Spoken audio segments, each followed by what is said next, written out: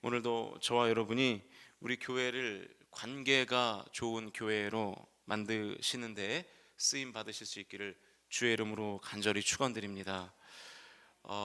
광고 드린 대로 오늘 예배 후에 떡을 나눕니다. 우리 떡을 섬겨주신 장로님이 저쪽에 계시는데 우리 잘 먹겠다는 의미로 박수 한번 하시겠습니다. 장로님 감사히 잘 먹겠습니다. 네, 감사합니다. 날이 추워져가지고 떡이 더 맛있을 것 같아요. 그래서 꼭 하나씩 갈 때 받아가십시오. 오늘은 빌립보서 20번째 시간이자 마지막 시간입니다. 오늘은 관계가 좋은 교회라는 제목으로 말씀 나누겠습니다. 성도들이 가장 좋아하는 성경 구절 중에 한 구절이 오늘 본문에 들어가 있죠. 내게 능력 주시는 자 안에서 내가 모든 것을 할 수 있느니라. 굉장히 우리가 좋아하는 말씀인데요, 주님의 능력으로 모든 일을 이룰 수 있고 불가능한 것도 가능하게 할 수 있다는 뜻으로 이해하고 있는 말씀이죠. 그런데 안타깝게도 그 말씀은 그런 뜻이 아닙니다. 물론 하나님에게는 불가능은 없고 하나님의 능력은 모든 것을 가능케 하신다는 명제에는 불변의 진리죠. 맞는 말입니다. 그러나 빌립보서 4장 13절의 말씀은 이 맥락을 볼 때 거기가 포인트가 아니고 다른 데에 포인트가 있는 거예요. 사실은 이 주제가 이 목회자인 저로서는 굉장히 오해받을 만한 소지가 많은 그런 내용이라서 제가 사실은 어제 이 설교를 새벽에다 준비해 놓고 내용을 좀 바꿀까, 조금 그냥 성도들이 오해 안 하는 그냥 은혜로운 내용으로 이렇게 바꿔볼까를 고심을 하다가 본문의 맥락이 그게 아닌데 또 그 중에 그냥 이 포인트만 딱 그 전하는 것이 또 제 자존심이 또 허락하지가 않더라고요. 그래서 그냥 그 말씀을 전하기로 했는데 혹시라도 우리 성도님들 오늘 설교를 듣고 마음에 부담이나 어려움이 없으시기를 주님의 이름으로 축복합니다. 대체 뭔 설교를 하려고 저러시나 싶을 텐데 이제 보시죠. 10절입니다. 같이 읽겠습니다. 시작. 내가 주 안에서 크게 기뻐함은 너희가 나를 생각하던 것이 이제 다시 싹이 남이니 너희가 또한 이를 위하여 생각은 하였으나 기회가 없었느니라. 바울이 다시 이 빌립보서의 주제인 기쁨 이야기를 하고 있습니다. 바울은 왜 기쁘다고 말하고 있는가 하면 이런 표현이 있어요. 나를 생각하던 것이 다시 싹이 났기 때문이다. 이거 뭔 얘기인 것 같으세요? 돈 얘기예요. 돈 얘기. 감옥에 있던 바울에게 이 빌립보 교회 성도들이 보낸 지금 후원금을 지금 바울이 얘기하고 있는 거예요. 아마도 이 빌립보 교회 성도들은 바울에게 후원을 했다가 또 정확하게 어떤 일인지는 모르겠지만 한동안 후원을 못했던 것 같아요. 빌립보 교회가 어려워져서 못했을 수도 있겠죠. 그러다가 다시 에바브로디도를 통해서 이제 바울이 이 감옥에 있다는 소식을 듣고 다시 이제 후원금을 빌립보 교회 성도들이 모아서 보낸 거예요. 지금 그 후원금을 지금 바울이 기뻐하고 있다 이렇게 얘기를 하는 거예요. 바울이 노망이 난 것 같죠? 성경에 후원금을 줘서 기쁘다 지금 이렇게 쓰고 있는 거예요.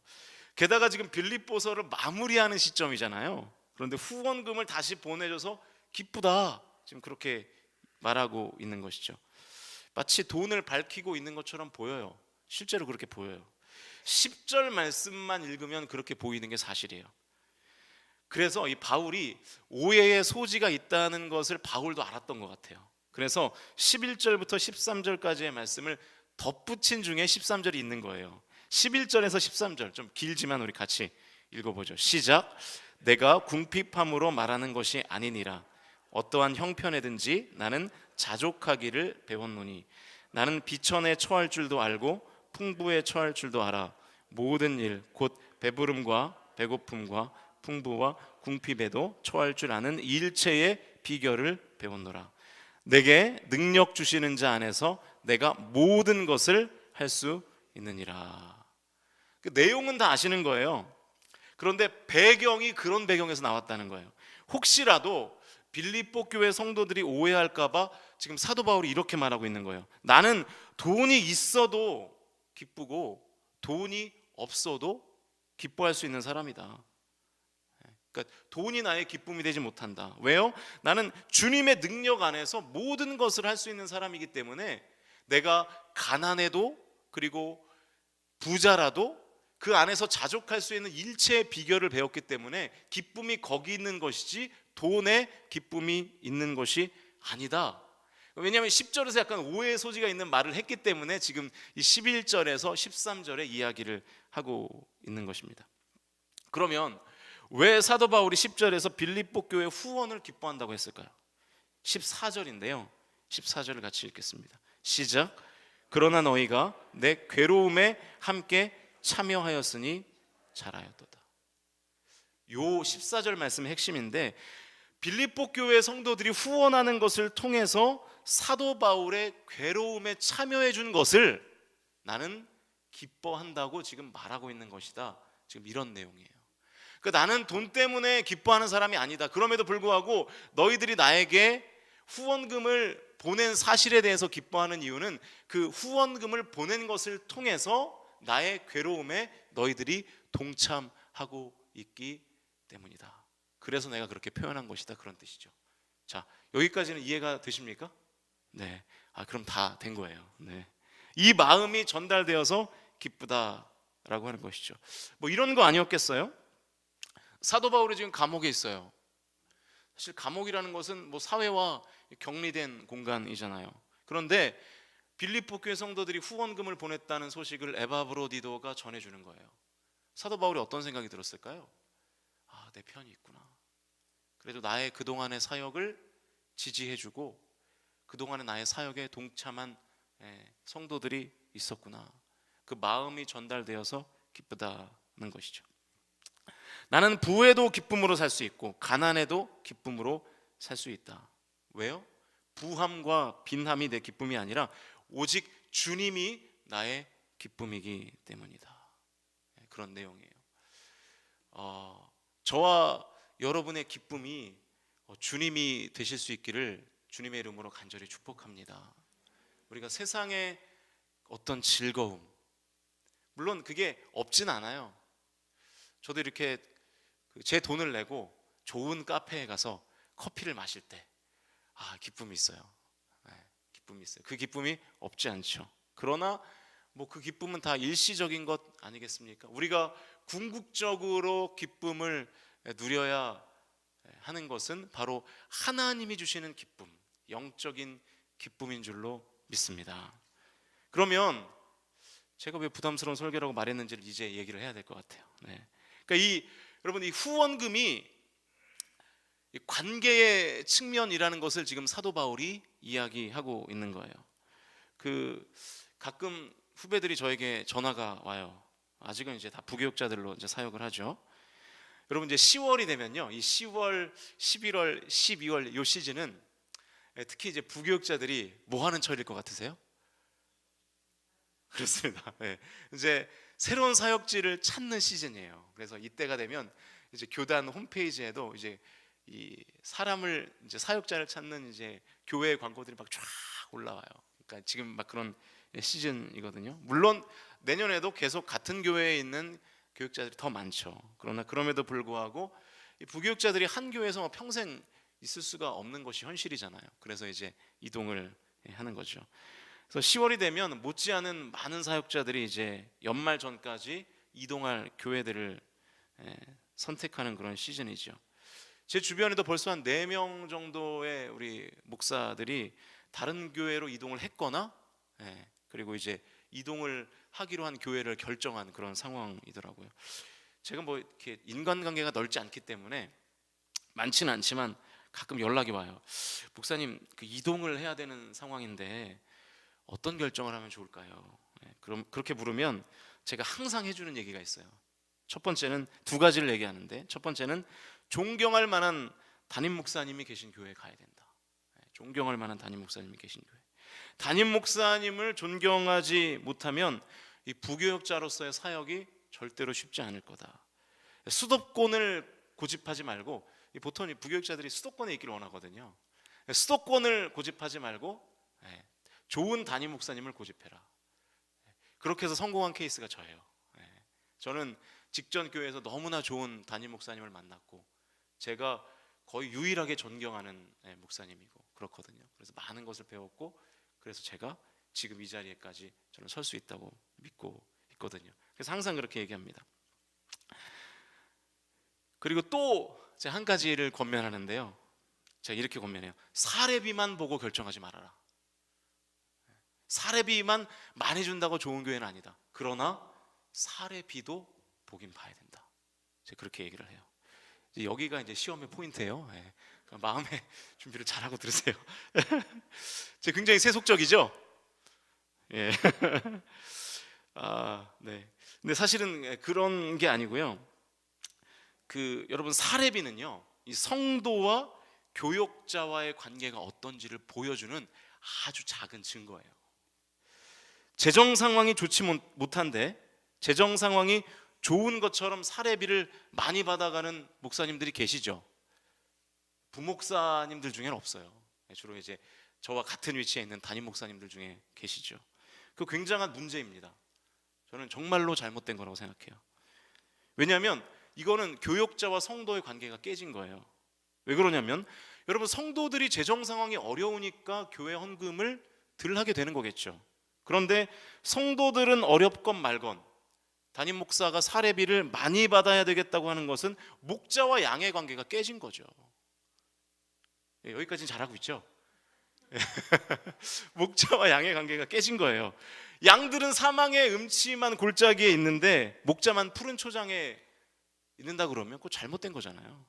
그럴 때는 목회자도, 여기서 말하는 목회자는 담임 목사입니다. 담임 목사도 고통을 분담해야 하는 것이 마땅하죠. 저는 이게 분명히 맞는 거라고 생각합니다. 반대의 경우가 문제예요. 반대의 경우, 교회의 재정 상황이 괜찮은데 교역자들이 생활고에 시달린다.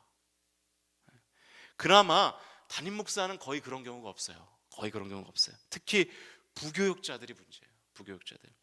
교회가 재정이 괜찮은데 부교역자들에게 터무니없는 사례를 하는 교회들이, 참 죄송한 얘기지만 우리 교단의 수두룩백백이에요. 수두룩백백이에요. 이것도 마찬가지로 성도들과 교역자들과의 관계가 깨진 거예요. 교역자들은 너무 어렵건 말건, 밥을 제대로 먹고 살건 말건 나와는 상관없다. 난 호요식하고 좋은 집 살고 좋은 차 타고 다니면 돼. 교역자들은 원래 그렇게 사는 거야. 두 경우 모두 성도와 교역자가 서로를 나몰라라 하는 상황이잖아요. 관계가 다 깨진 것입니다. 그래서 여러분, 이 교역자의 사례비는 교회에서 굉장히 민감한 내용인데, 사실은 어떻게 보면은 이 목회자와 성도의 이 사이를 가늠하는 그 한 가지의 기준이 된다는 거예요. 제가 너무 감사한 것은, 제가 정말 두고두고 우리 장로님들에게 너무 감사한 것은, 지금 우리 교회 형편으로 볼 때 지금 우리 부목사님과 전도사님에 대한 예우는 우리 교회로서는 최선이에요. 지금 힘을 다해서 하고 있는 거예요. 최선을 다하는 예우여서 제가 얼마나 진짜 너무 감사해요. 우리 장로님들한테 진짜 너무 감사해요. 장로님들이 담임 목사의 의견을 잘 수용해 주셔서 얼마나 감사한지 모르겠어요. 이게 뭐냐면, 교회가, 특히 장로님들이 교역자들을 어떻게 생각하는지를, 이것들을 통해서 아주 잠깐이라도 파악할 수 있는 거죠. 제가 지금 설교하기가 곤란해가지고 지금 버벅대요. 네. 네. 제가 사는 집보다 우리 김성민 집사님이래. 또 김성희 목사님이 사는 집이 더 넓어요, 여러분. 네. 우리 장로님이 너무 안타까워하시는데 솔직히 해서 저는 너무 기뻐요. 그게 좀 소문이 그게 많이 나면 좋겠어요, 우리 교단에. 그래서 그 교회는 부교역자들이 잘 대우받는 교회구나. 부교역자들이 성도들에게 인정받는 교회구나. 그런 소문이 났으면 좋겠어요, 우리 교회가. 할렐루야. 정말로. 그래야 이 먼 여기까지 올 거 아닙니까? 뭘 보고 오겠어요? 물론 사례비만 본다는 얘기가 아니에요. 그러나 성도들이 부교역자들도 정말로 진정한 목회자로, 담임 목사는 잘해주고 있으니까 성도들이 부교역자들도 잘 대우해주고 계시는구나 라는 그런 메시지들이 전달되면 좋겠어요. 여러분, 그게 뭐냐면요, 뭐 교육자들이 뭐 잘 먹고 잘 살자고 그러겠어요? 그게 아니라 교육자도 한 사람의 인격으로 교회가 인정해주고, 그렇게 이 관계가 잘 유지되고 있다는 사실을 반증하는 한 가지의 좋은 샘플이기 때문입니다. 근데 안타까운 거는 지금 우리 김성민 목사님 좀 월세로 살고 있어서 2년 뒤는 들어오셔야 돼가지고 좀 안타깝긴 한데 뭐 할 수 없죠. 그래도 뭐 잘 살 수 있죠. 네. 또 어떻게 또 못 산다고 얘기하겠어요? 네. 또 뭐 그때는 또 그때대로 감사히 살면 되는 것이죠. 그러니까 여러분, 그 교회가 정말로 이 진심으로 이 관계의 끈으로 이 목회자와 성도가 연결되어 있는 교회, 저는 우리 교회가 그런 교회가 될 수 있기를 주님의 이름으로 축복합니다. 괜찮으세요? 네. 네. 목회자와 성도 간에 이 사랑의 끈으로 연결되어 있는 것이 얼마나 좋습니까? 제가 어제 신방하고 사택에 오니까 저녁 9시예요.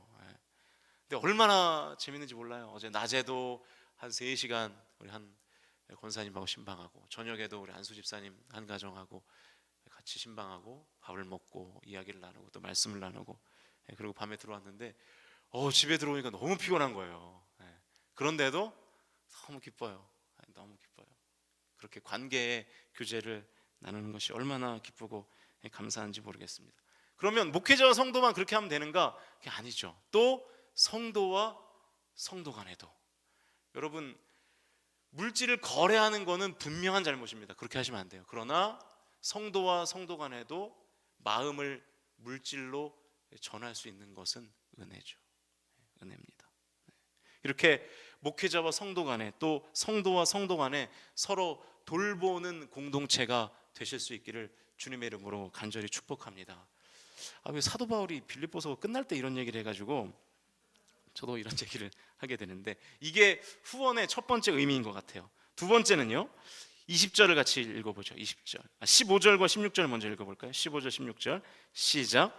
빌립보 사람들아, 너희도 알거니와 복음의 시초에 내가 마게도냐를 떠날 때에 주고받는 내 일에 참여한 교회가 너희 외에 아무도 없었느니라. 데살로니가에 있을 때에도 너희가 한 번뿐 아니라 2번이나 나의 쓸 것을 보내었도다. 이 얘기를 안 할 수가 없는 게 사도 바울이 계속 그 얘기를 하고 있기 때문이에요. 또 후원 얘기를 하고 있어요.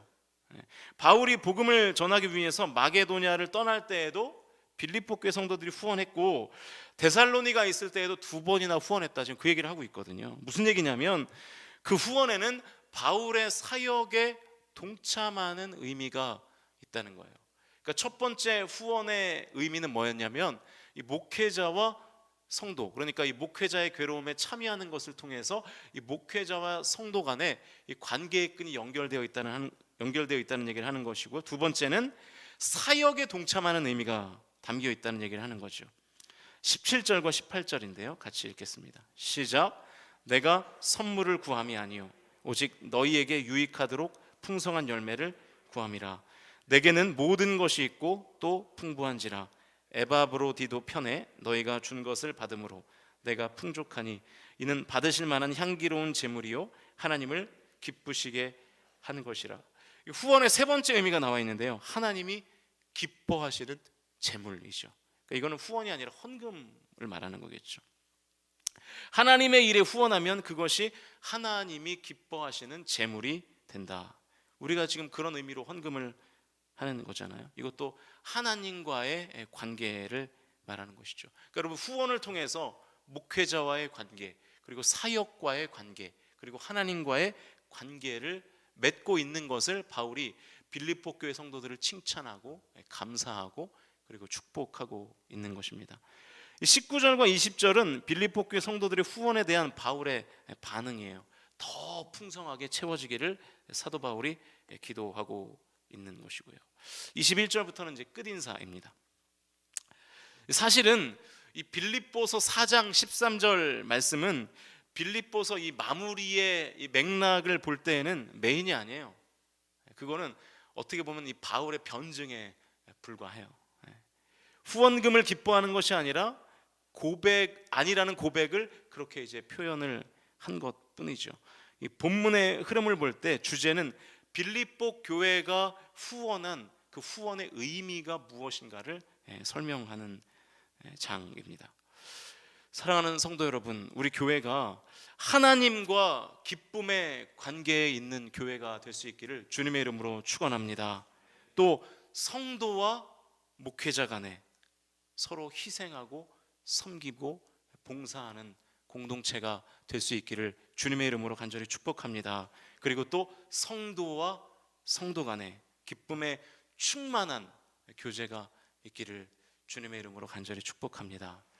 빌립보 교회는 그렇게 기쁨이 충만한 교회였어요. 물론 어려움도 있었고 다툼도 있었고 여러 가지의 문제들이 있었지만 그럼에도 불구하고 목회자와 성도 간의 좋은 관계, 또 성도와 성도 간의 좋은 관계, 또 하나님과 성도 간의 좋은 관계가 있는 그렇게 기쁨이 충만한 교회였습니다. 우리 울산 성광교회가 신앙생활의 기쁨, 영적인 기쁨, 이 내면에서부터 터져 나오는 기쁨을 회복하는 교회가 될 수 있기를 주님의 이름으로 간절히 축원드립니다.